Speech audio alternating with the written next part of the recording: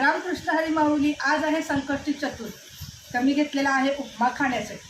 उपमा खाण्यासाठी म्हणजे मी आहे आईकडे बरं का, आली आहे आत्ता सध्या. कारण माझे मिस्टर आणि माझी मुलं दोन ऑफिसला गेली. लहान मुलगा माझा कॅमेरा पकडून आहे, तो बसलेला आहे, तो क्लासमधून आलेला आहे. तर एका ताईंनी कमेंट केली होती मराठी जोडीला की तुमची नणंद सासरी जात नाही का, तुमच्या जवळच राहते का. तर त्या ताईला माझं सांगणं आहे की मला घर संसार आहे, नवरा आहे, 3 मुलं आहेत, माझा घर परिवार खूप छान आहे, मस्त आहे.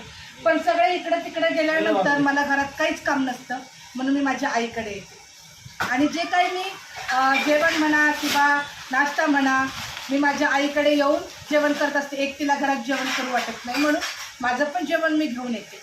तर ताई, जर तुझ्या पोटात दुखत असेल ना तर डॉक्टरकडे जा आणि पोटदुखीवरचं औषध घे बरं का.